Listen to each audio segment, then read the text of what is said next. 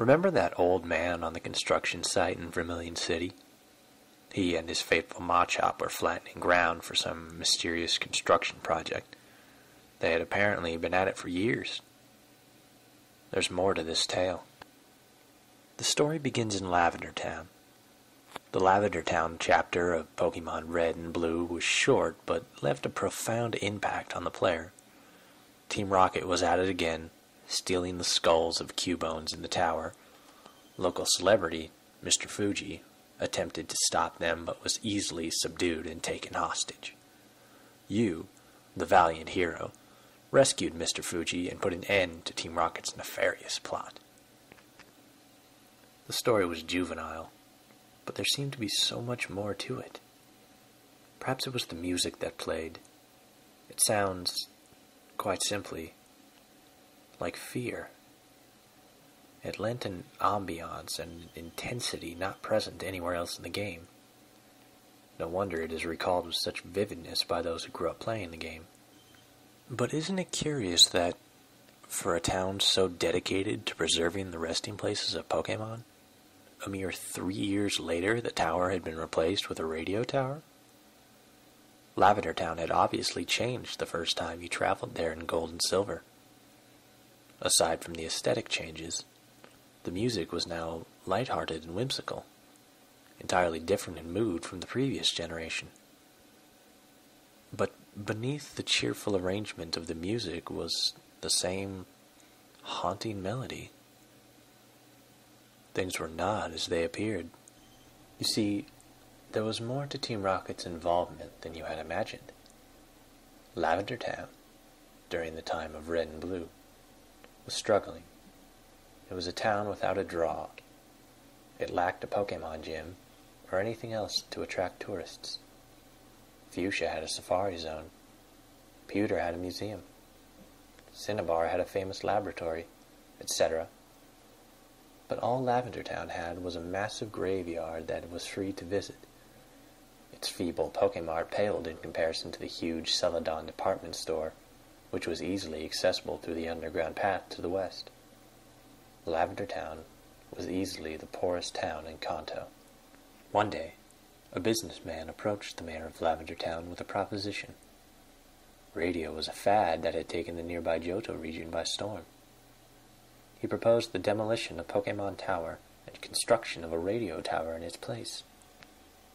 It would be entirely funded by the businessman's company, built at no cost to Lavender Town. The mayor realized that this would greatly upset the residents. He also realized that this was an opportunity for prosperity. The town was desperate. He accepted, even with the condition that came with the businessman's plan. Cubones were indigenous to Lavender Town. Their skulls were extremely valuable on the black market. The businessman's condition was that his organization would be allowed to hunt the Cubone. The profit from the skulls would fund the construction of the radio tower. Who was this businessman? Giovanni. Mayor of Lavender Town? Mr. Fuji. Red was simply a pawn in his plot. He rescued Mr. Fuji in order to deflect the growing suspicion of his involvement with Team Rocket. And, as he left the town and continued his journey, Team Rocket quickly resumed the extermination of Cubones. The plan appears to be unconcerned with the souls of the resting Pokemon. It was anything but. Giovanni was a very superstitious man. The takeover of the Sylph Company was done so that Team Rocket would be able to mass-produce Sylph Scopes, which would then be distributed to grunts involved in the Lavender Project. He also believed demolishing the tower would disrupt the spirits of the Pokemon inside. So he planned to construct a new tower. The bodies would be moved there before the demolition of the tower would take place. He knew of a place that would be perfect for this new tower, an empty hill in Vermilion. Giovanni hired a small independent construction company to build this tower, so that people would not suspect Team Rocket's involvement. The old man's company used a Pokemon labor force, Machops. The construction was problematic. It suffered through a string of increasingly bizarre disasters. The funds originally allocated to the company were lost in a bank robbery. There were inexplicable machine failures, as well as the death of several Machops. Months passed, and the project still stalled, making seemingly no progress. The citizens of Vermilion, who had no idea what the construction was intended for, joked that it was cursed. This would explain the continuing tragedies that befell the Machops, whose attacks could not affect ghosts. Nonetheless, Giovanni refused to begin the construction of the radio tower until the bodies could be transferred to a new resting place. His greatest fear was disturbing the spirits. Some of his followers came to view him as delusional. He seemed to believe that the ghosts were trying to communicate with him, that he had, in fact, disturbed the spirits already, causing their activity in Vermilion. His defeat at the hands of Red, a 10-year-old boy, validated his apprehension that he could no longer lead an organization that expected him to carry out a plan that he now feared the consequences of. He relinquished his power and disappeared. The new leaders of Team Rocket shared few of his superstitions and apprehensions.